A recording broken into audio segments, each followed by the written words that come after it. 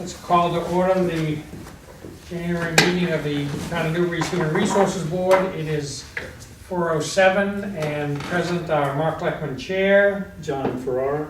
Anthony Antico. Diane Doyle. Thank you, and we expect to have both Deputy Chief Lucy and Rick Harris hopefully joining us in the next 15 minutes, give or take. Present. There's Rick, President of the Counterpart, and hopefully Deputy Chief Lucy will be along shortly. Rick already left. Our first order of business is to review meetings from both the November and the December. The minutes from both those meetings. Let's take a look at the meeting held November the 26th. Take a couple minutes and read through those minutes, please.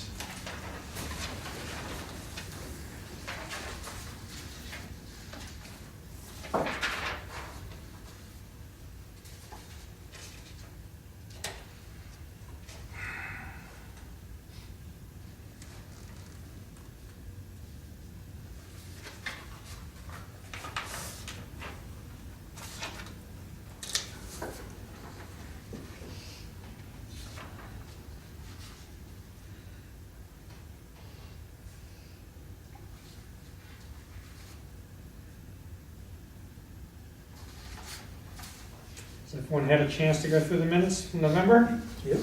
Yes. Is there a motion to accept? Accept. Second? Second. Any discussion?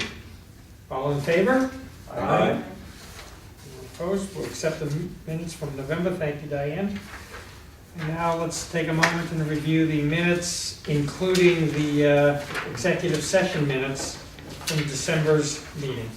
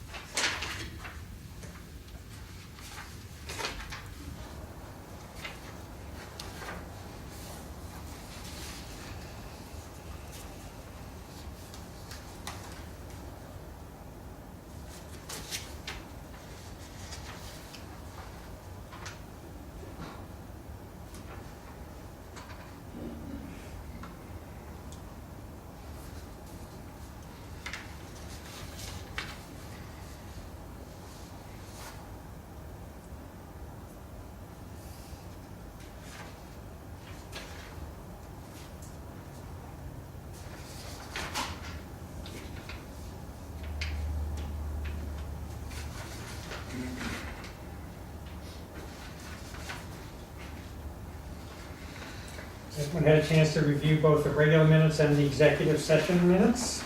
Yes. Is there a motion to accept? Motion. Second? Second. Any discussion?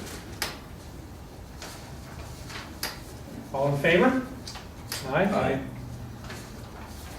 Accept the minutes and the executive meeting minutes from December. Thank you all. Just a couple notes on the December minutes. Well, let's talk about the executive session minutes. Regarding number one, we have agreed to take the request under advisement, and the town administrator was also doing her own homework relative to the issue that Sam brought to the table. Just a quick question here. Is this being recorded? It is. It is. And so, once the minutes of the December meeting were voted, the executive session minutes are part and parcel of the meeting minutes. I think that some information came to light that the information that was discussed should have been included in the regular meeting. Should have been there. Yeah, Yes. yeah. So that was my bad, basically. I made an assumption that the subject matter required executive session. It turns out, in retrospect, that was not the case.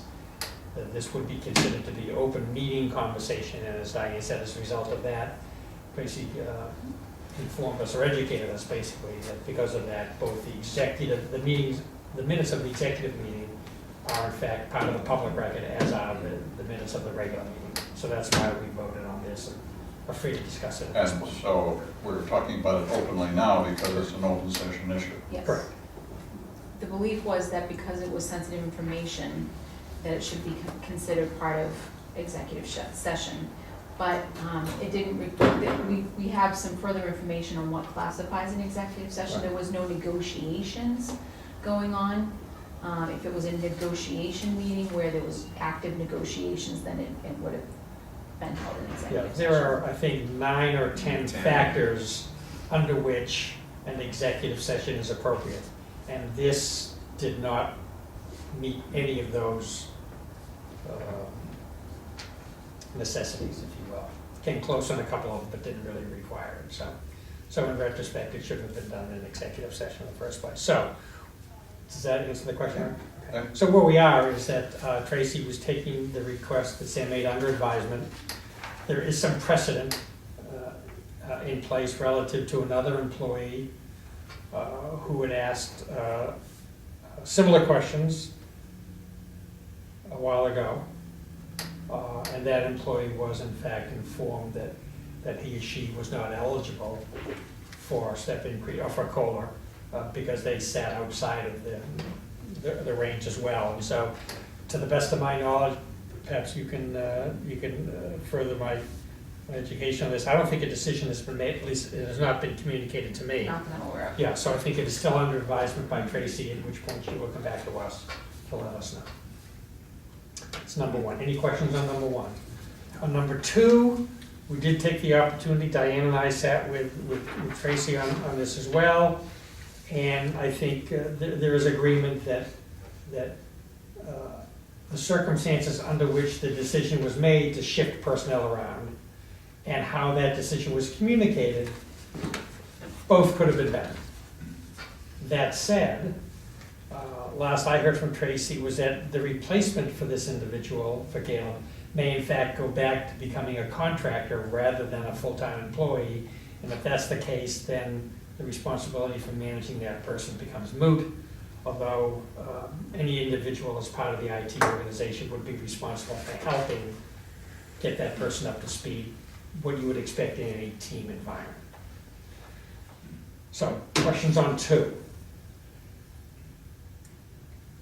Okay, we're good with the minutes, I think. We can go on to the next item on the agenda, which is employee issues, classification, inquiry, and resolution. That's what we just discussed, the SAM issue About the same issue, okay. and the position Okay, reorganization. so those two we've already covered. We'll hold for John Lucy, assuming he joins us. I'm not aware of any other employee issues. Diane, you? Personnel actions and job vacancies? So the newly created assistant town accountant position that the classification subcommittee had reviewed 6 to 8 weeks ago or so forth has been, the position has been offered to someone. So it looks like that's been filled. The start date would be in February, and she's coming in to review benefits, all of her employee information. Was that an internal hire promotion? No, new outside employee, and that is the assistant town account position. I still do have 2 other small jobs that need to be classified, and now that some of these other larger projects are out of the way, those will be coming forth for Okay. classification. So we'll need a Yeah, classification nothing that's subcommittee at some urgent, but we point. just, just some housekeeping things that we'll need to address. Okay, That's all that I have. thank you. No discrimination or ethics issues that I'm aware of. We'll hold on safety issues for John. Other business, update on the revised personnel policy. And let's just cover the easy one first. Conflict of interest training, I think I did forward that along to everyone for your understanding and acceptance of the requirements. I know somebody sent me, Tony, you sent me yours. Yours are done. I sent both of them to Leslie. You're all set, I'm all set as well. All set? You're not all set. I'm, Okay, so Rick still needs to do it, and John may have already done as a result of his PD work, do you know if that's the case, or? Okay, so we'll put it on the agenda for next month as well, for Rick and John, Are thank you you all all. set? Do you need to complete it in town hall? Do you need a computer to do it, or are you? no, I was trying to remember how I did it last time. Did you do it at home? Yeah. Webinar. Yeah. that's I what- did it in the Okay. town hall. And then the piece that came in from Leslie through you, I just mailed it back to her Yeah. directly. So there's two forms. Yeah. There's the completion of the online, and then there's the form just acknowledging that Yeah. receipt. Receipt. So, And okay, then, and then this HR signature. correct. Okay, those are the only two that I sent to Leslie. Correct. Okay, so the only one that we think is Rick.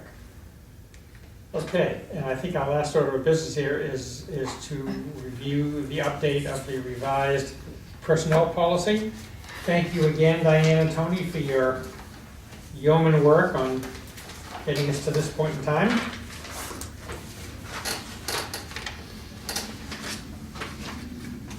I think, Tony, you were first out of the chute with your thoughts. Do you want to go through your notes, or what's the most efficient way for us to do this? Like I said, I sent it, my weekend unfortunately was taken up. I really couldn't get to it as quickly as I wanted to, but so I had a chance today to put, my notes together after reviewing this. But as I relayed in my note, in fact, I sent a copy to everybody, it mostly focused on structural matters and readability and stuff like that, because many of the items we had when we sat down together, we came to some, Diane and I, Right. we came to certain agreements or questions or whatever, so that was my response in my email today. And some of that, correct me if I'm wrong, some of that's the structural questions will be taken care of through the editing process or the word processing?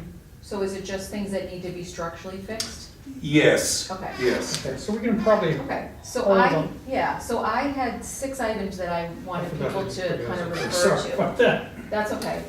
So as I was going through what Tony and I had detailed as changes and or questions, Yeah. these were the 6 areas that I still had questions on that I felt needed to be just kind of tidied up. Right. And at that point, I felt pretty confident that this was a final, minus the structural issues right. and the index. I held off on doing the index because I wanted everything to be Right. complete. Right. So, these were the few things that I think we still had left, that I had questions on. Yep. So I don't know if we can just go through those and kind of What did you Check do? One at a time. check those off real quick. Sure. Okay, so I think we beat to death the part-time, full-time hyphenated. Yes. So we're leaving it all, I think it should be hyphenated whenever there's a specific job description behind it. Part-time cook, part-time digger, part-time Right. anything. I mean, that is the English master language of that. and when there's not a job description, it's just, It's when it's a predicate, as the example being that our job here on the Human Resources Board is not full-time. So that should not be hyphenated. But anytime you're describing a specific station, position, or job, it should be hyphenated. and that's what I found when I did some research. It's the old-fashioned, I had a point, we were discussing that, the hyphen, no hyphen business among others.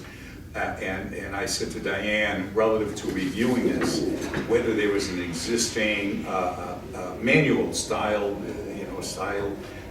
in use. And so I said, certainly not going to be Chicago or Terray, whatever, but I just looked at the GPO, the Government Publishing Office, and they also agree with that. But whatever it is, that's what we stick with. I'm sure that if somebody says, well, we don't need a hyphen, whatever, as long as we subscribe to a particular style manual, then that's fine.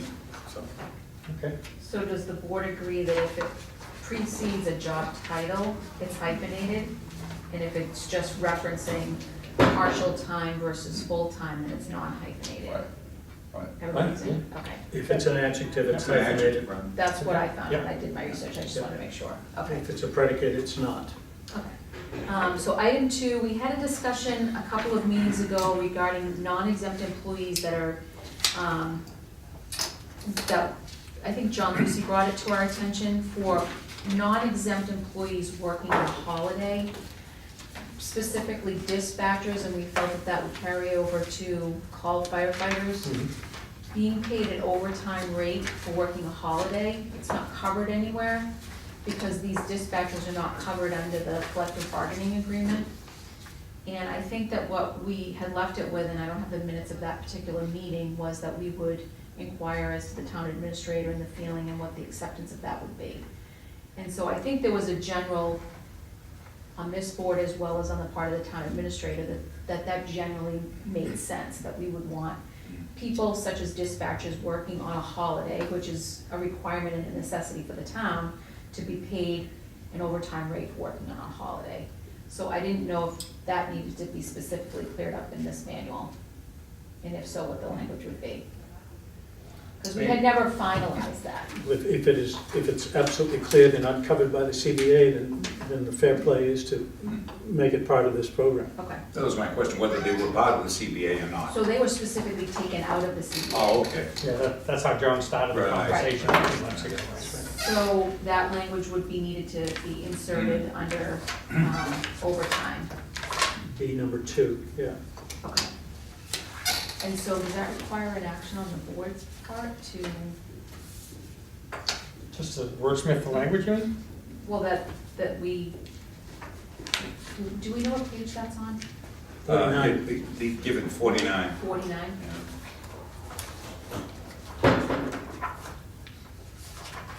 This. That's overtime comp, paragraph 2.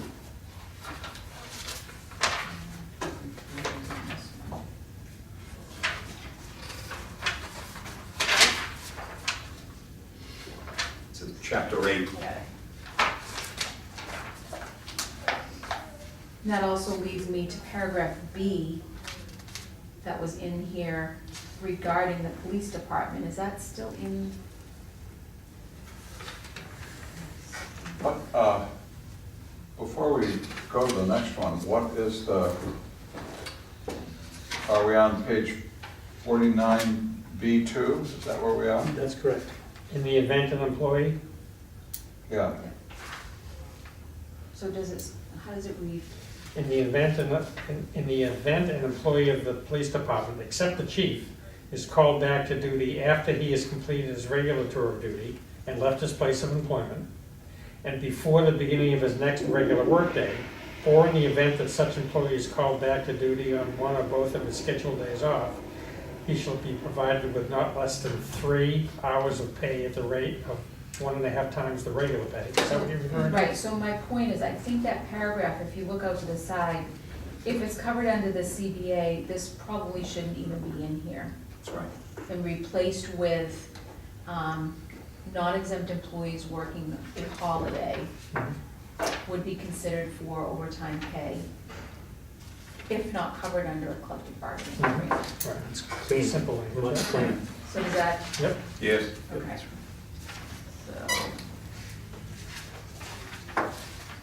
So remove this and then just add the language regarding the overtime. Okay. but is that specific to the PD and the fire department?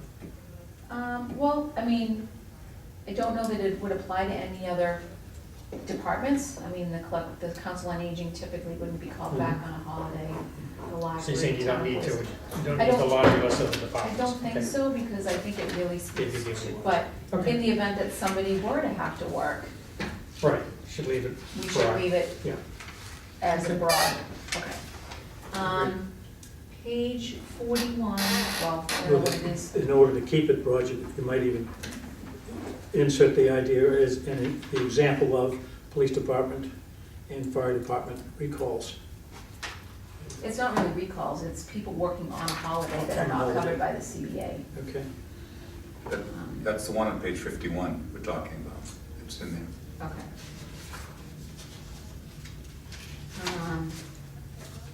Okay, so See, I've referenced different page numbers, I think, than what you guys Yeah. have. Somewhere in here, I have page 41, but it may be different. Classification plan is mentioned as an appendix.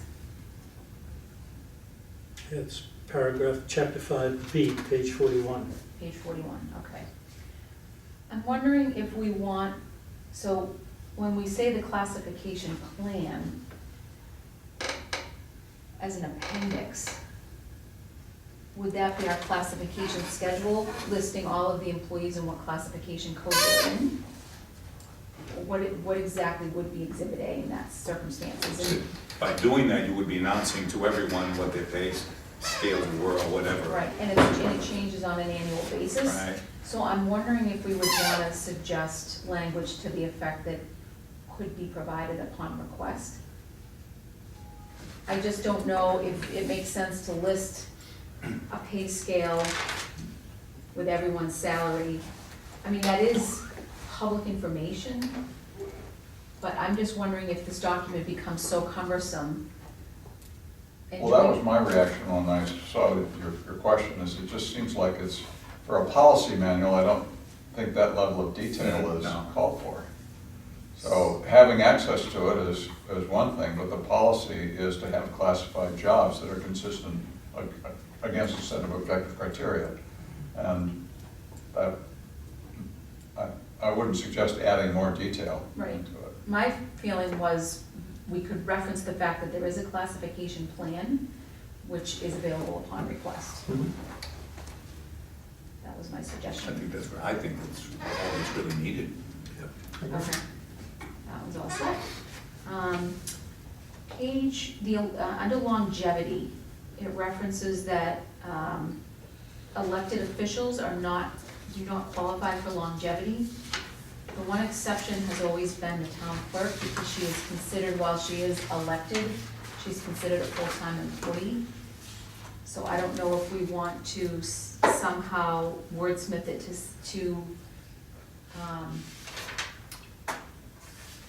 Didn't that find the light of day at town meeting? I think it did. It's included in the compensation package that is appropriated at town meeting. Yeah, I think this was a discussion point at town meeting, and I apologize, I don't know what the result of it was. The result was that it was included in her compensation package, and she was approved to be receiving the Oh, longevity she was, pay. okay. So I'm just wondering if we want to say, do we want to leave that out? Do we want to put, with the exception of town clerk, or those voted at, I'm just looking for language that, Yeah. Yeah, with the elected employee exception, town clerk. And that's clear. Would it be safer though to say, with the exception of any employee who who was granted this longevity pay at town meeting?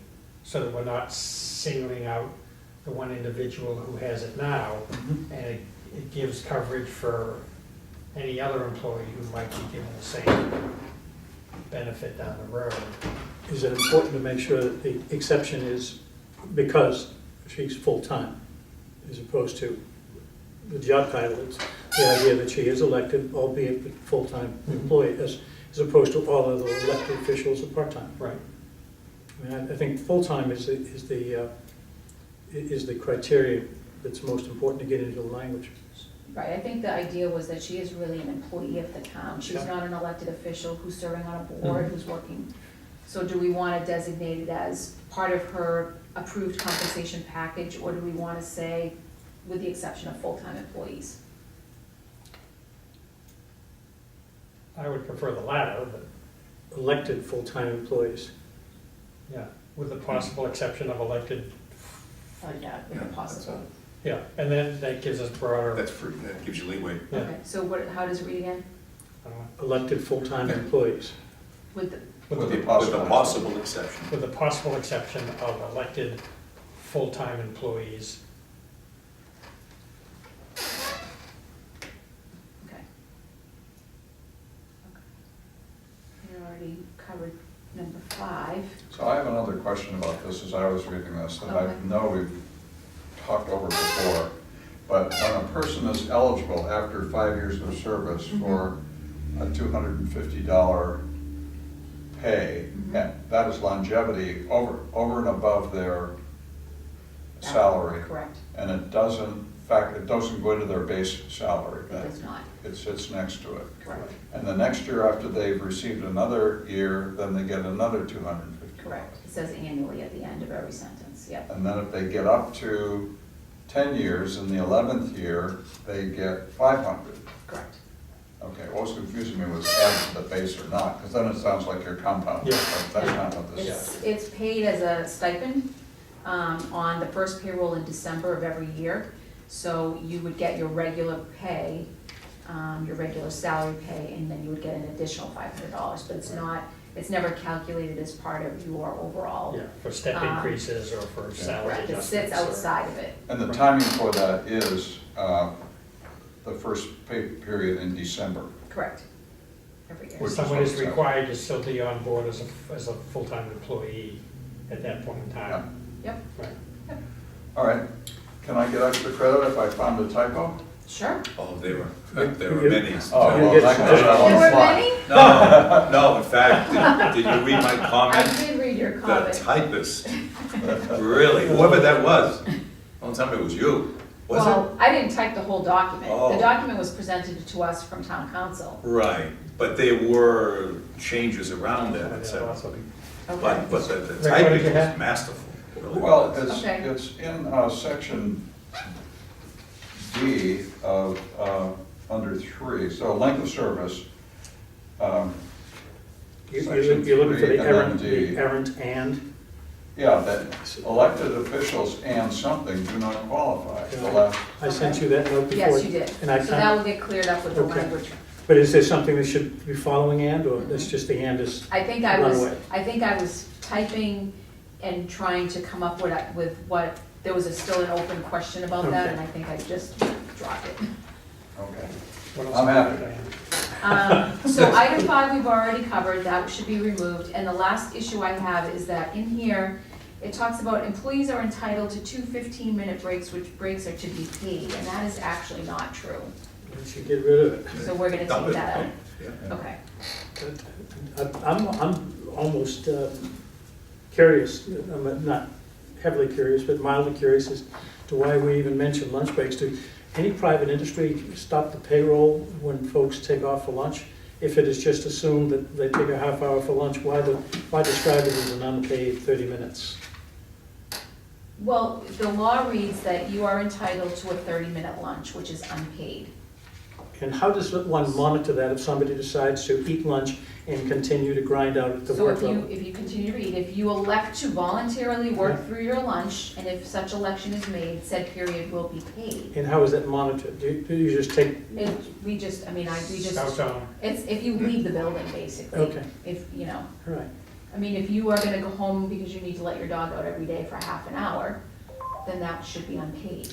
I think that maybe the reason that the language about lunch talks about unpaid is that just prior to it, it talks about the 2 15-minute periods which are unpaid. So I think one has to follow Right, the other. so I'm gonna take out the Okay. lunch breaks, but that clears up lunch, because that's You're always. gonna take out the coffee breaks, not the lunch break. Right, Okay, All right, so John, those you- were all of my issues. thank you. John, you had some additional stuff, right? Yep, that's, then, no, Okay. I'm going to apologize in advance for a bunch of stuff that I caught here as I was scrubbing it. And Okay, they're not grammatical, they're not organizational, they're more things that hit me that didn't seem right in many cases, so please bear with me. And I also will tell you that because I'm looking at this on my pad, my page numbers aren't the same as yours, but I'm going to do my best to reference things as easily as I can. So should this be a human resources policy manual versus a personnel policy manual? That was my very first question on page 1. We changed our name from personnel board to HR board. Should this policy manual be reflective of that? Or are people comfortable with the word personnel? We changed the bylaw to,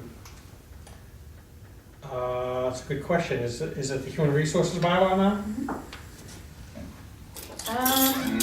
Or is it- No, personnel bylaw? Still, Personnel bylaw.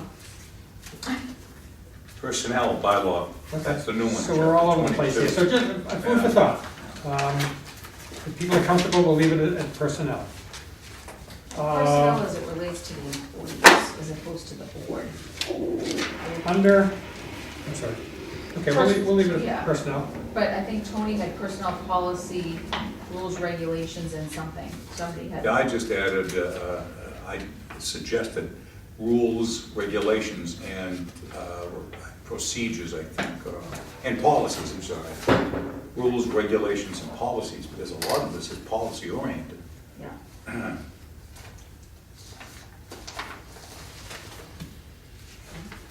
Under personnel records, paragraph 2. Current and former employees have the right to examine their personnel files and may, on written request, receive a copy of any records contained in their personnel file. Next sentence. An employee may request his or her personal records in the calendar year to 2 times. Is that odd grammar? Is that? No, I suggested a fix for that. You It's did? in there, yeah, it's, Up to? I said, Should it be I up to? suggested not more than twice in any calendar year. Okay, That corrects it, I believe. feels better. Oh, yeah. Okay with that? The last paragraph on the personnel records.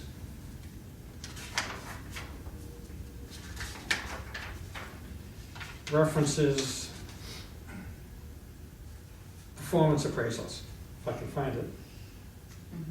The personnel records include all original information pertinent to an employee's employment with the town, such as employment application, payroll deductions, performance appraisals. That assumes, I've hit this point before, that assumes this town does performance appraisals. It does not. I just want to make a note of that, and I want to refer to it a little bit later on here. If we're not going to do personnel appraisals, the language shouldn't be in. I don't feel. To me, if anybody reads this assumes that personnel appraisals are done and it's part of the record-keeping process. It's being done. So I would just ask us, we'll hold on that until such time as we get to personnel appraisals? Okay. What do you mean, such time as we get to it? On Well, the later, agenda? later on, it talks about, you know. Oh, in the manual? In the manual, it talks about personal appraisals. And I just want to make sure one maps to another. That's Okay. all. Excuse me, I think the idea being that if utilized is the underlying Right. theme here. Right. So I don't know. I mean, I would like No, the but I- language to stay, because I would like the understand what town you're to do saying, personnel yeah. appraisals, so that's why I said let's just hold on that, and, okay. Is that your edit if utilized?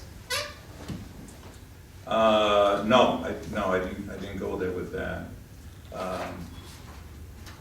But when they use, like in the second line, they use language as such as the employment, and it's sort of like a more of a descriptive list than a requirement. That's the way I read it, but.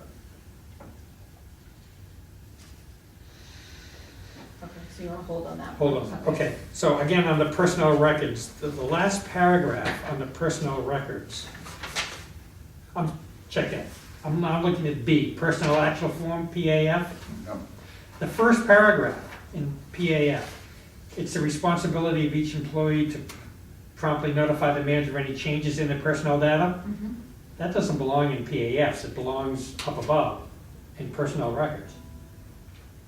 I mean, that first paragraph has nothing to do with PAFs, Right. I don't think. Doesn't it belong up above in personnel records? Read that paragraph. Mailing address, telephone numbers, emails are essential in contacting the employee. To me, that all should sit in the personnel record of the individual. It's not part of a PAF. Okay. Am I being too trite here, or?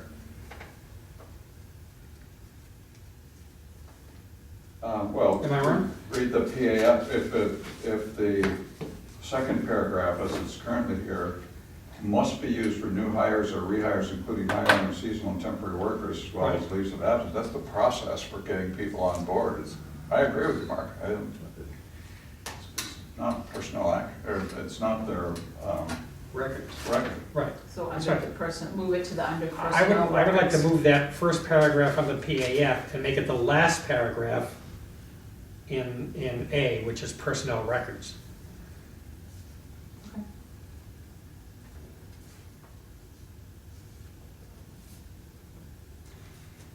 And then under C, public inspection of personnel records.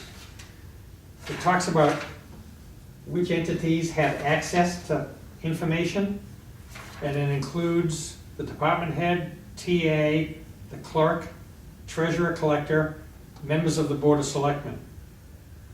I would think that the HR board should also have those same inspection rights. I mean, I can't imagine why no offense, the treasurer, collector, or the clerk should have access to those when the HR board would not. Well, Thoughts? So you're adding HR board? I don't know, it just felt to me like the HR board would be part of that group as well. well, what about, I mean, the others would have access to it for purposes of, for operating purposes, except the Board of Selectmen, I guess. Correct. Examination of personnel records and other Oh, personal is it- data are accessible only to the department head, the TA, the clerk, the treasurer, collector.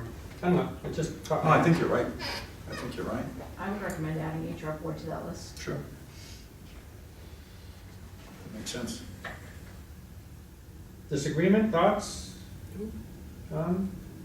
Rick? I don't know, it feels to me that it takes us into the operating side of the operation.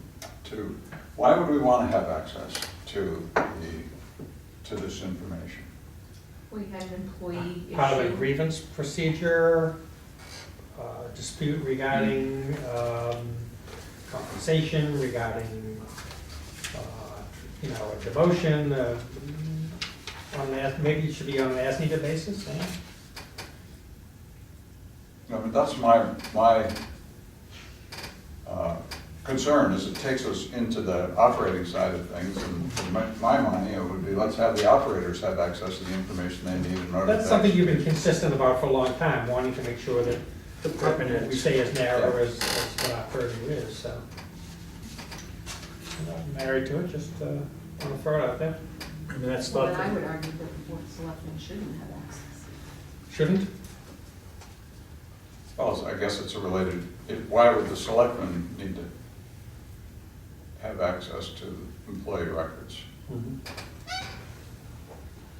Well, I guess it's a liability issue as far as they're concerned, right? Like if they're.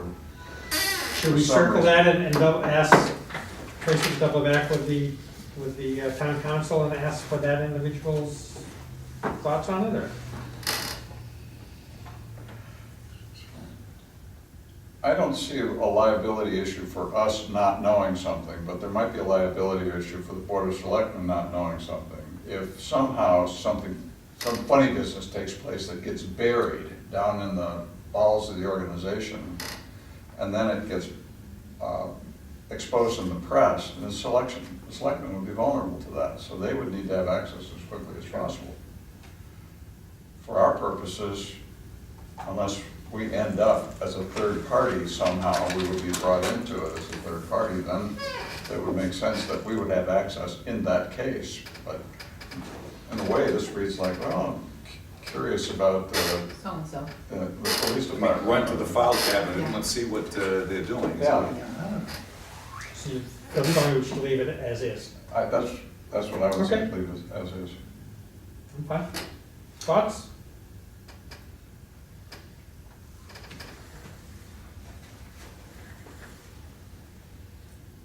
I'm kind of on the fence either way. I think if an issue popped up to the point where we would need to be involved, that information that would be contained in the file would be presented to us. And it would be extremely relevant. Yep. And it would be relevant, so.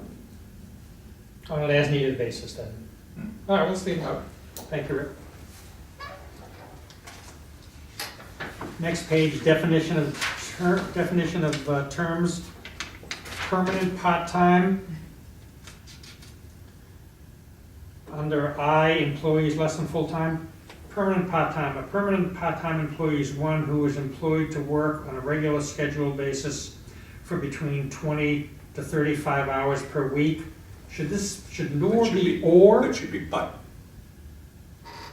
But less than, but less than? yeah. That's the way I interpreted it. Oh, I thought it was either or. Yeah. I thought the nor should be or. Are those two separate categories? No, read it again. A permanent part-time employee is one who is employed to work on a regularly scheduled basis for between 20 to 35 hours per week, nor less than 52 weeks per year. I thought it should have read or less than 52. Basically, Tony that- thinks it should be but. No, so a permanent part-time employee is someone like, our Board of Health. They work 20 hours per week Okay. for 52 weeks per year. They're considered a permanent part-time position. But But what if somebody worked 38 hours a week, but only 48 weeks a year? Would they also be permanent part-time? They would be considered fractional. So why does it say So 20 they to have 35 hours a week, nor? What does the word nor I refer don't think to? the nor is right. I think Nor it should less. be and. I don't Oh, get- no less than.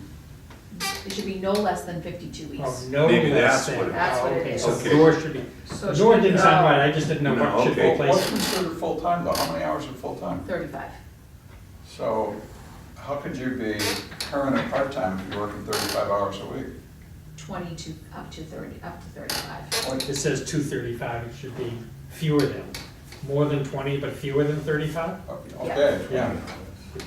More than 20, fewer than 35. 20 or more, or between 20 and 34 hours a week, is probably the way it should read. Mm. Okay. Between 20 and 34, Okay. okay?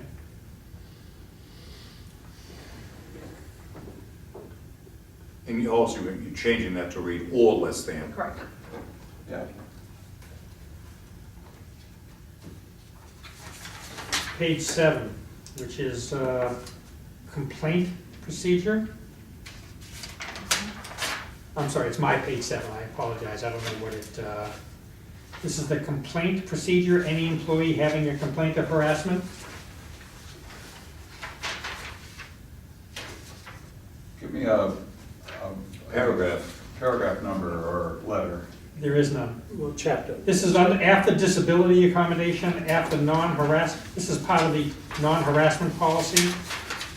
And my page is different than yours. Oh, I see it, right, it's the last paragraph in this section. Complaint procedure. Yeah.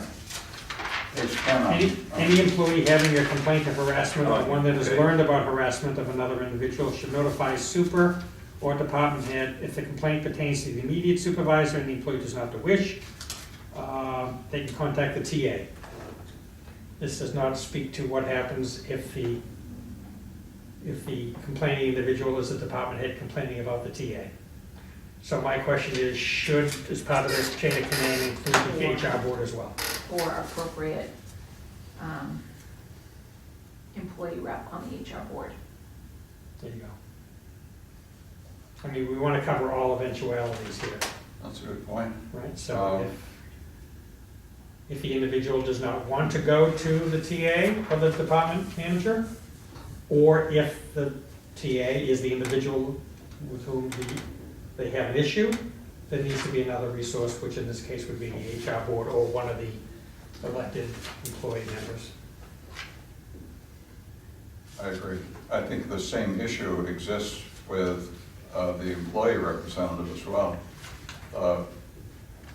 Potential conflict in the organization could be with the employee representative, could be with the town administrator. So what about the chairman of the HR board? Yeah, I think somehow the HR board should be included in this language that, you know, if. What I wouldn't want to do is make it sound like you could escalate to the board and come and petition the board. Right. So I think, That language is part of the policy later on. We're talking about the steps involved in Yeah. raising a grievance, so. So how do we want to create that language? If the complaint pertains to the immediate supervisor and the employee does not wish to discuss the issue with them, or the supervisor does not address the problem, the employee should notify, you say either any of the following, the TA, Yeah, an employee representative, or the board. yeah. Okay, Three other possibilities, okay. or two other possibilities. The town administrator, or one of the two designated employee representatives to the board, or if necessary, the board itself, the HR board. Okay. I would, no, I would suggest it's the chairman of the HR board, not the board. Okay? There's precedent for that too. I mean, going back to John Wilkinson days where he would get brought in if somebody felt like there was an issue of something, and maybe even Steve Salvo too. So that's, Fine with it? Okay? so they have three options and there are three people. Right. Right. Right, okay. Good with that? Yep. Again, I apologize for the, but that's what we were supposed to do. Okay. What? I just want to be sensitive to time here. I got a bunch of stuff, so if anybody is short on time, I can always hold on some of this stuff to the next meeting or a separate meeting, or how do you feel about it? I'm good on time. I think the idea was that we wanted to get this before the Board of Selectmen in the You February. guys got a little while on, you okay? Can you hang in there for a little bit? It's up to you. I'll go as quickly as I can. Sexual harassment policy doesn't require, oh yeah. I felt like going through this, like there are 2 or 3 policies that I felt should require a signature. Receipt and understanding. Sexual harassment policy, the, Diane, let me borrow your copy for time being. I left my copy. Which is the original one. I didn't print my, that's, It's all right. I felt that the sexual harassment policy, the computer internet policy, use of town technology for nefarious reasons, and the social media policy were all important enough that they should require a separate page of acknowledgement and signature Each year, each year. yeah, but I have received and read the blah, blah, Yeah, blah. one paragraph. I have received the town of Newbury sexual harassment policy, I understand it, and I'm signing it this date. Same thing with the computer internet policy, as well as the social media policy. All three can be crippling to the town. And I just felt like we need more thoroughness here than just as part of the personnel policy. so I know that more and more companies are going to sign statements that I have received and I understand. Thoughts on that? It's commonplace in the industry it's called operational protocol, and you have to, it's 7, 8, 10 pages, and you have to read it and check Yeah. off each one. Literally, it's a covering the masters in New York, but Yeah. literally you're checking off 30 or 40 or 50 behavior items, and then sending in a signature as you flip. Yeah, I felt like for our purposes, we can just, the policy can include all the language of the what ifs, but the signatory page can just be one paragraph saying, I've read this part of the policy, I agree with it. I adhere to it. For emphasis only. Risk management again, right? Yeah. So what do you think about the three of them? The sexual harassment policy, the computer internet policy, and the social media policy? Yeah. I agree, and I think that for discussion on the document itself, we leave the document the way it is. I think that's an administrative issue outside of the document, that once the document is complete, then we go to the phase where we are gonna require. First and foremost, we're gonna have to get every single employee to sign a new document. Yeah. And then from there, I think we develop a plan where I'm in Right. agreement with you that they sign off every Okay, year. thoughts on that? Should the policy include like one sentence under each of the policy saying this piece of the policy requires, or just leave it as is? I think leave it as is, but I think go the next step once the Okay. policy is complete, where, first of all, everybody's going to have to acknowledge the new policy, but then on an annual basis, Right. I've read the following. I knew that was in there somewhere, on an annual basis. Right. I have to sign off. Okay, so we'll discuss that with Tracy, but as a best practice, we think that all three should be I do. with her. Oh, yeah, I Good. agree, sure. Thank you.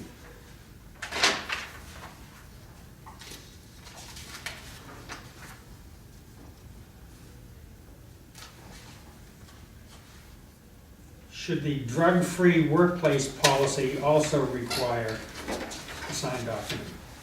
Well, that's what I was wondering, as I was paging through these, I wonder if there's a number of them, like there's an alcohol Yeah, policy and smoking even.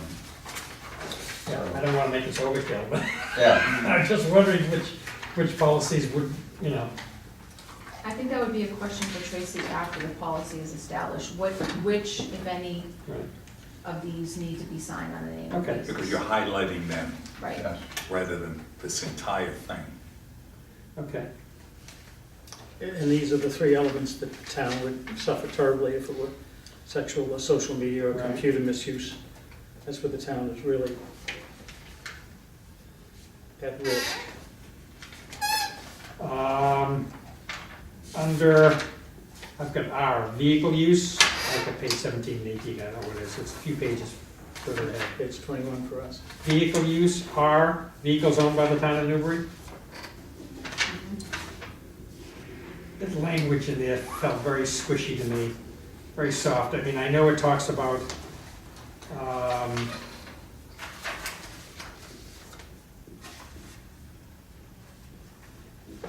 bear with me. The second to the last paragraph, it says, employees shall adhere to traffic laws.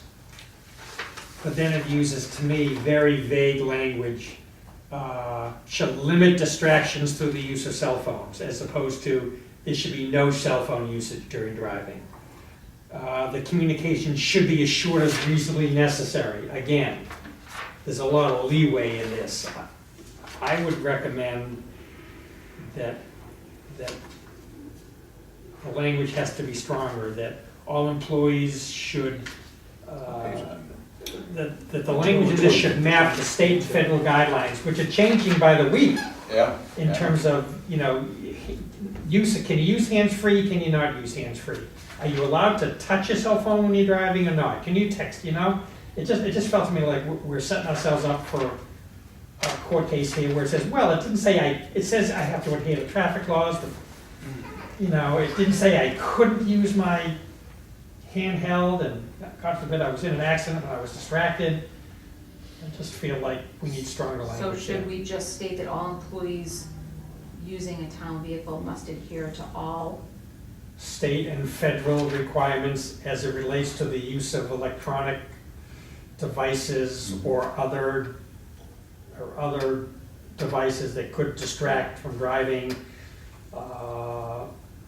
Maybe this is one where anybody who has a Newbury vehicle has to sign a separate policy saying, I've read and agree with all the Massachusetts and federal requirements saying what I can and can't do as I'm driving this vehicle.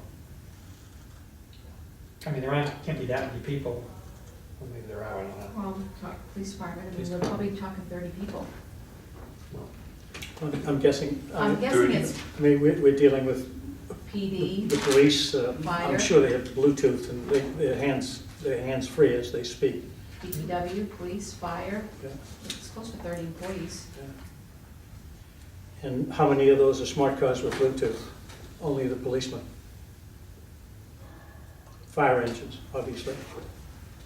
So do you want to change the language and then have another question for Tracy as far as any signature? I just think the language has to be stronger. My guess is that should be council's language.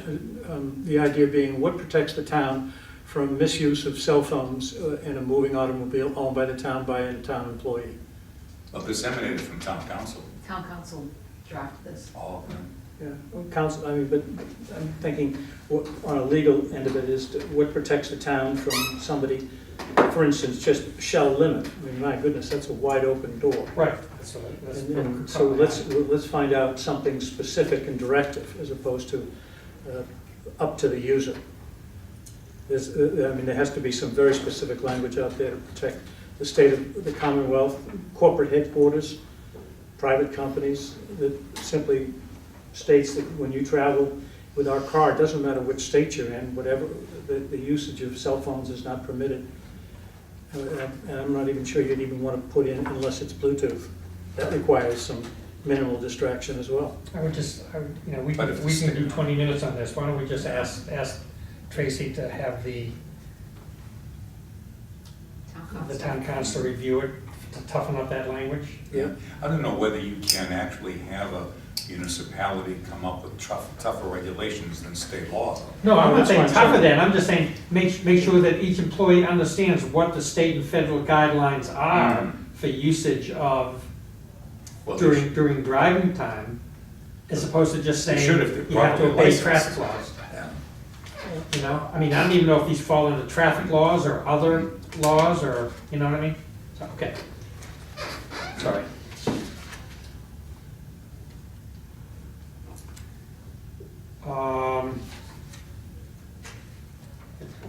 Another few pages here. Under general policies, Chapter 5, General Policies, F, Employee Personnel References. I think that language has to be toughened up. Any request for employee reference based on employment with the town of Newbury shall be referred to the Board of Selectmen. I guarantee you that some department managers will blow right by that. They'll think it's okay, well, Tracy's spoken to that at the department manager level. Actually, it's supposed to be town administrator, not the board of selectmen. okay, well, then it should be changed anyways. It should be, to me, it should be. We've talked about that. No Okay. references are to be given Right. to any department manager. Absolutely.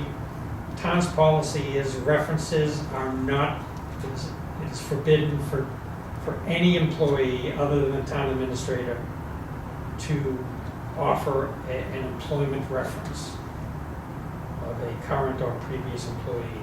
And even then, there'll be restrictions because Right. I think the town's policy should be, we do not provide personal reference, but that's a matter for them. All right, so you're I gonna think change if we're gonna change it to town administrator and then put that language in it. and put stronger Yep. language in.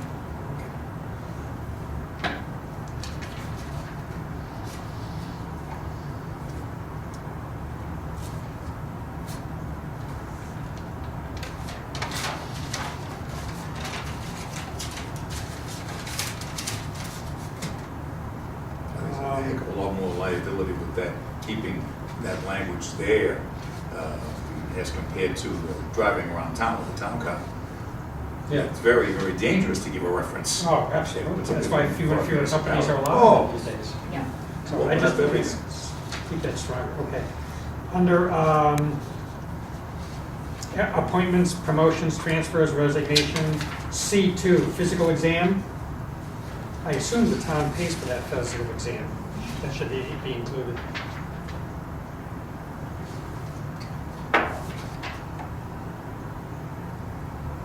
You want that to be clarified? I think it should be clarified because it's, in other parts of the policy, it talks about exams and that the town pays for it. Okay. So I think it should be consistent.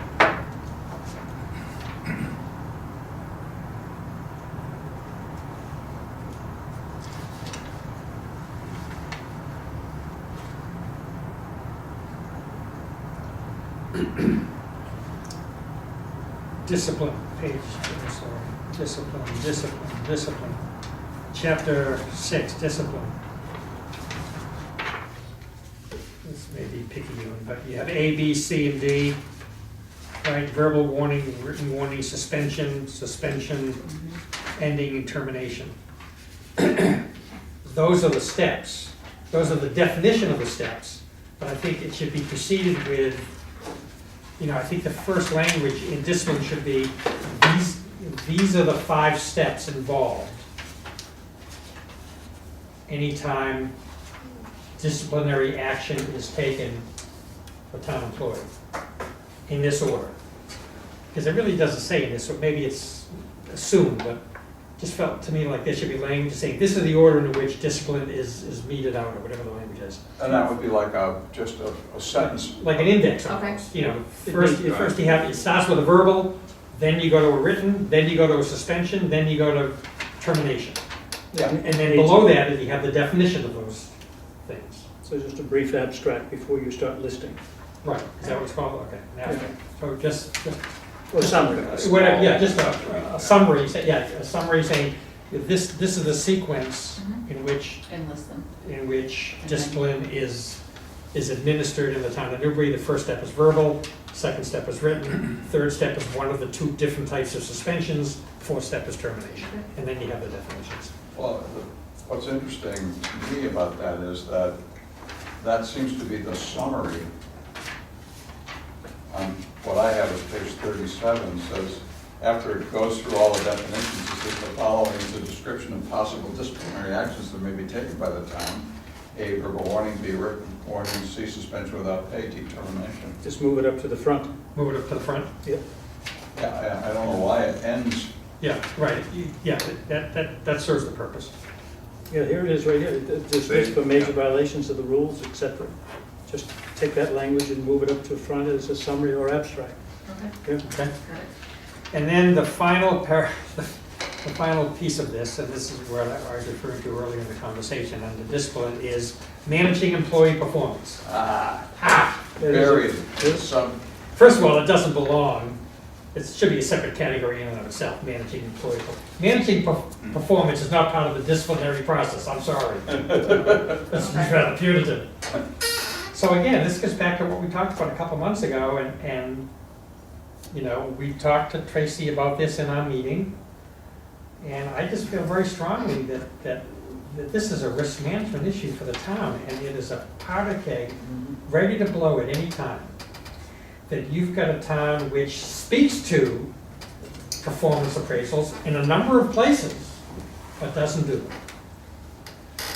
And this is an issue that we've discussed with Tracy. I think it's fair to say that Tracy is a fan of and would like to see, I don't think I'm speaking out of place here, would like to see performance appraisals done.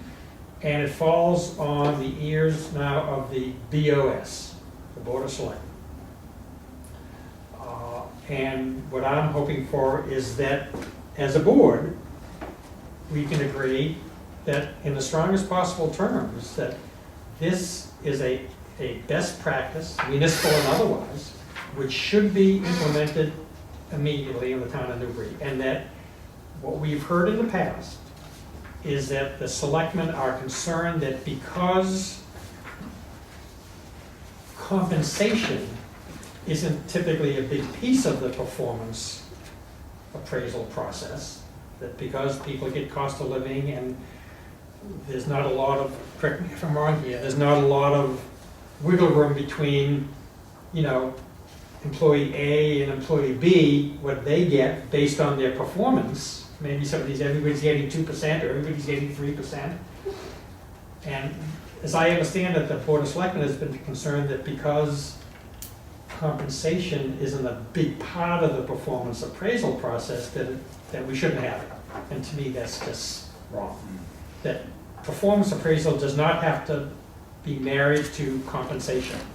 Compensation can have nothing to do with performance appraisal. I know in most companies it does, but it doesn't have to. So I'm just afraid that that's the wrong reason to not do annual reviews. well, Thoughts? I agree. I will also say that I think you get into situations where a manager believes that someone should be terminated, but they've never gone through the process. Right. So then nobody ever told me. I was never told that was a problem. And so I think having things documented, not just for disciplinary reasons, but there's just a whole number of reasons. But I also agree, I think it ought to be called out of the disciplinary action. Right. So where should that get moved to? Well, that's what I want, to just page through it, but I don't see it, it's like it's its own Roman numeral. We have to get a sense that meritocracy is the way this world runs, but in a township, it's the position that determines the income and the overtime and the effort, and as opposed to, it really is, as Rick stated, most important. You think about in the US military, there's no meritocracy there, but for advancement.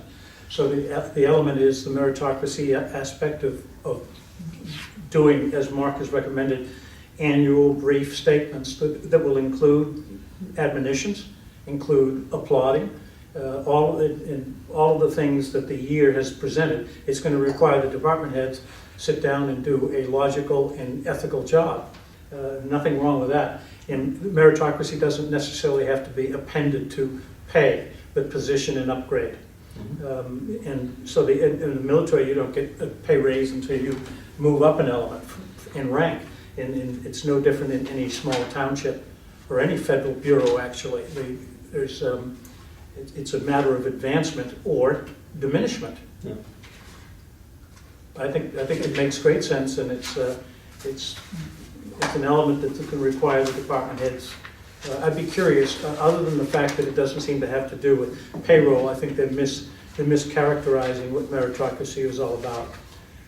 But have they ever stated that they were uncomfortable for other reasons? Not in so many words. If I could read between the lines, I think it's a combination of, A, it's not connected to compensation by and large. B, I think among the board of directors, there is not a history of use and therefore a comfort level Yeah. with, if you think about the constitution of the Board of Selectmen, I don't think that many of the board come from corporate America. And I'm not saying this in any way other than just factually, and I think as a result, they may be scared of the process. They may not understand the process. We may need to hold their hand in terms of explaining the ease with which both the employee and the supervisor can enter into a performance review. And so I think it's all of that, So I would argue just a level that, of discomfort. I would argue by leaving it in the policy the way it's written, that we as a town are presenting that it should be part of the policy that we do annual reviews. Oh, absolutely, it's So if we leave it inferred. in there, then it just becomes more of an administrative issue after the fact. How we go about doing those, what's the template, what's the format, how is it done? Because this board feels very strongly that we should be doing them. Yeah. So Well, including it in the policy manual that's going to be before the Board of Selectmen for approval, I think we're pushing that agenda forward. Yeah, well, let's do the easy thing first in terms of where it belongs. Discipline is chapter 6. I would recommend we change chapter 6 to managing employee performance, which makes chapter 7 then discipline. We insert managing employee performance where it belongs, which is before the disciplinary process. One would follow the other. Yeah. And then we try to flesh out language. It doesn't have to be chapter and verse, but language. I think part of the personnel policy should be that every employee of the town is given the opportunity to sit in and participate in an annual performance appraisal, performance review, call it what you will. Maybe we don't have to say anything more than that, but it's definitely part of the personnel policy. And it's not enough just to say it's the policy of the town. The policy of the town is to compensate employees based on the years of service in the position and performance. It's the principal responsibility of the TA to manage the performance evaluation process. We haven't done at this point. In accordance with the performance management guidelines and performance management cycle as approved by the BOS. We have neither of those on. Well, I think we do. What I was going to suggest is just a little more clarification here, something along the lines of as delineated in the manager's handbook. So we actually, I think, spell out in a lot more detail what is expected of good management in the manager handbook when it comes to performance management. Whether we ought to port it over here or just Well, reference that's it there. The manager's handbook is supposed to map to this, not the reverse. Right? Yeah, So yeah. the manager's handbook is only as good as the personnel policy, I think. So, okay, I was just trying to think of a way to get the language either by reference or get it put in here without a whole lot more. Right. We've already got it written, is my point. Right. All we have to do is pull it out, and first, I like your idea of putting performance management as a separate Roman numeral. I like it ahead of discipline, so, I mean, I support that. But it is, if you look at the previous chapter, appointments, promotions, transfers, and resignation, it might go logically within that framework.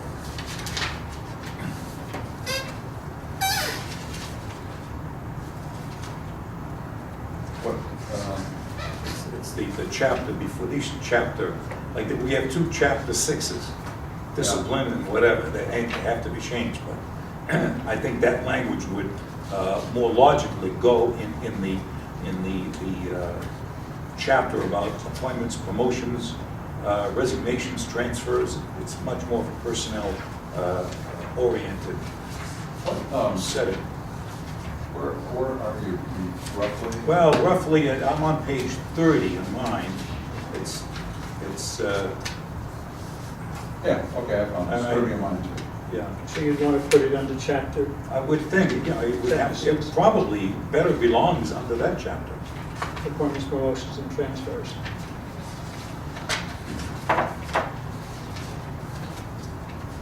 Yeah, but, it could almost be, added in under promotions, just as a function. And promotion opportunities. Promotional or- opportunities and Before this goes to the board, so we're not gonna be able to be done today, because a lot of this stuff has to go to town.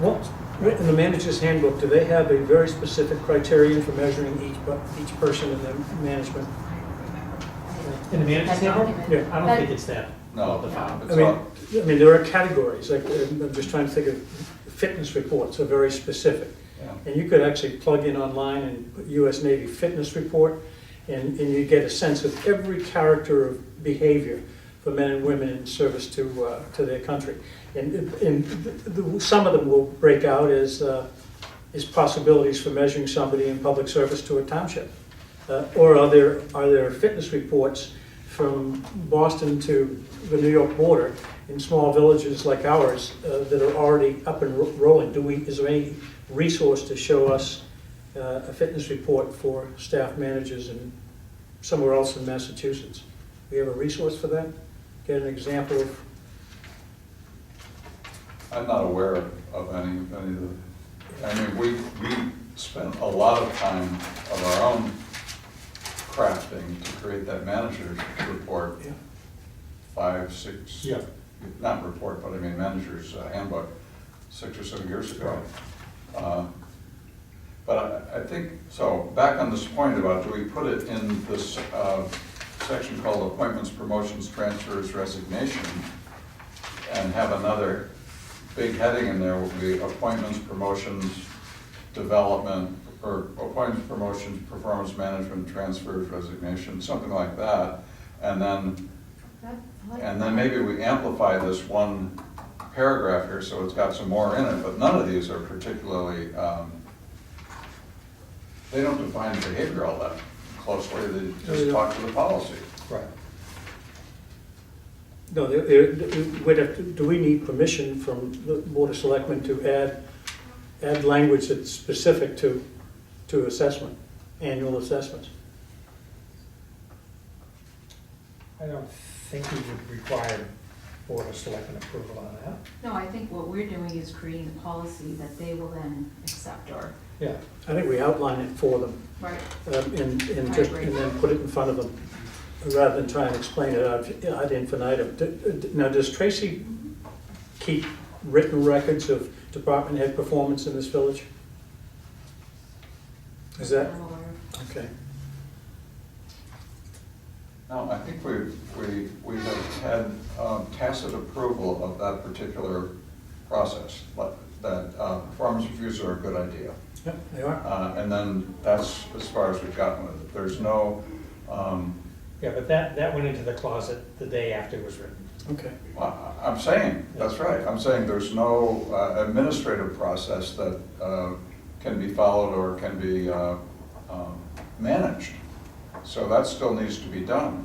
Yeah. You know Well, what? doesn't it Why speak- don't we do this, before we get to adding any additional language, let's powwow with the Board of Selectmen and see if we can get them to move on this, because otherwise it becomes moot, You're right. right? You can have chapter and verse of what fitness is defined as.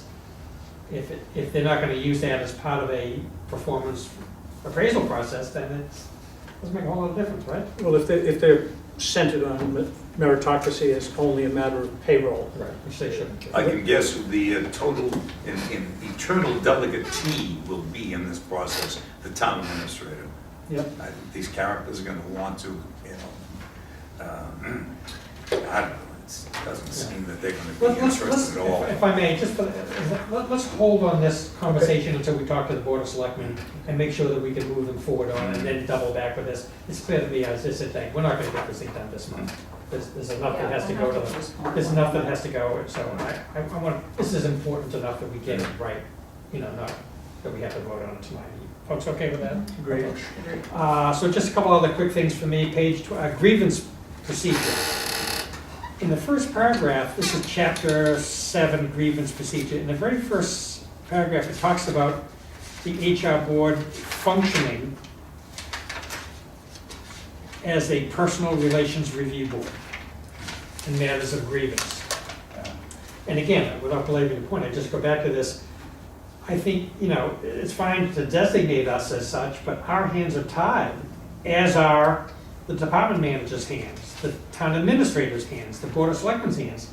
If there is no history of performance appraisals which can connect to somebody's grievance. So, you know, before we act as a personal relations review board, we need ammunition. We need the guidance that the language will give us based upon this person's history of performance reviews. So, another reason why, okay. There has to be a purpose in finding an admonition, and the grievance, Right. the grievance needs, will be, you know, what have you got, what's the history that you're complaining about? Under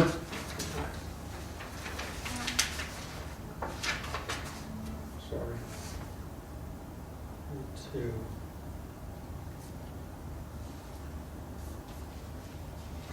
Promotion. Under chapter 6, the compensation plan, Classification or compensation? compensation plan, chapter 6. Yeah. E, promotion. It should be F, What's that? it should be F. Yeah, there's 2 E's. Oh, sorry, I didn't even realize that, yeah. It should be F, promotion. In the event the employee is promoted from one position in the classification plan to another position in said plan at a higher grade, the employee shall receive an increase in compensation as determined by the HR board. Should we be determining that, or should the town administrator? It should be the town administrator. I would think so. That's what I thought, okay.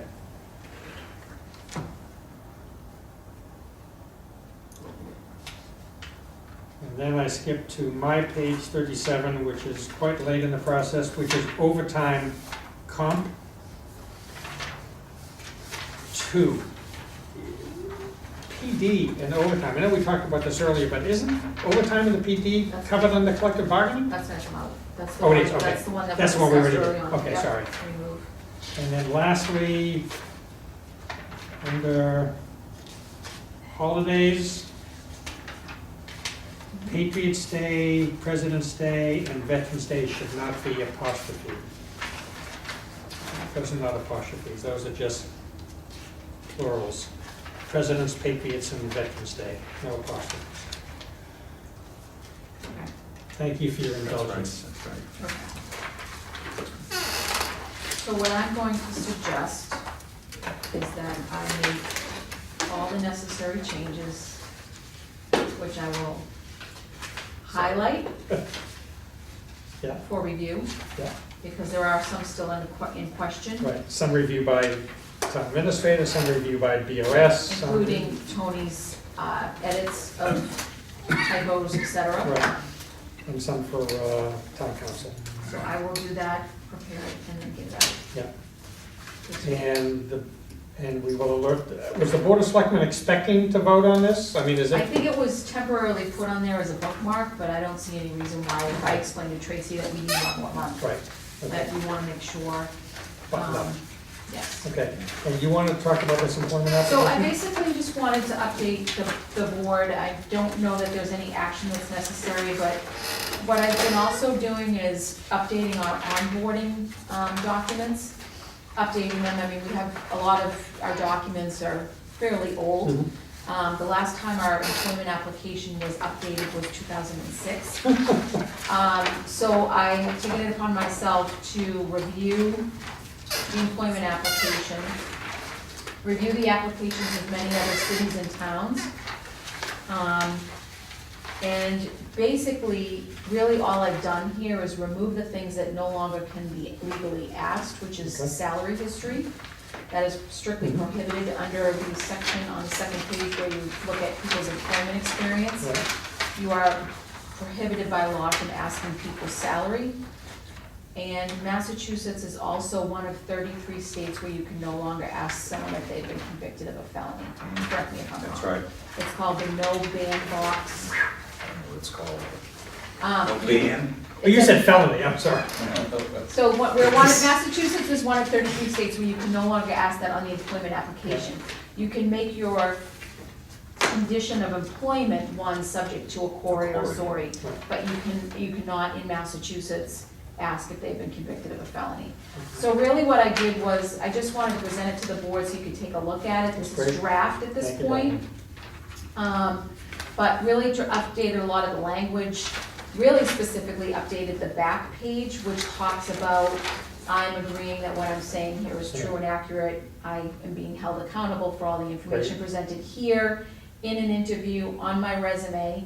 I can be prohibited from being offered a job, but I can also be fired at a later date if I'm found to be false in my Right. application. Great. So I've taken a lot of time and looked at a lot of other employment applications. So this has been forwarded to Tracy, and I'm assuming that she will have it run by town council, just to Right. make sure that it's correct. At which point, once she agrees that it's ready to go, this will be our new employment Okay, application. then why don't we just ask that between now and our next scheduled meeting, that everyone have an opportunity to go through this and scrub it, and Yep. thank you in advance, Diane, for the hard work on this, and Yeah, that's good. see if there are any other catches. I wish I had brought the other one because it really was Start with a difference. bad. Thank you. So, anyway, Even though the authorization signature on the bottom of page back, they can still elect to ask that you not contact the previous employer. well, as part of your you can, yes. Yeah. Because if you're contemplating a job with the town, but you haven't quite decided, because based on, you don't know what the offer might be, you don't want them to contact your employer. Find out if you're searching. Yeah. But I think once an offer is made, I think that's Okay. discussed as part of, we're gonna contact the it's basically the due diligence once the offer is made. So I just Great. wanted to present it Thank to you, so you can take a look at it. All right, so that'll be part of the to-do list for everybody for the next meeting. Anything else to discuss? If not, is there a motion to adjourn? So move. Second? Second? We are adjourned. Thank you all. Beautiful.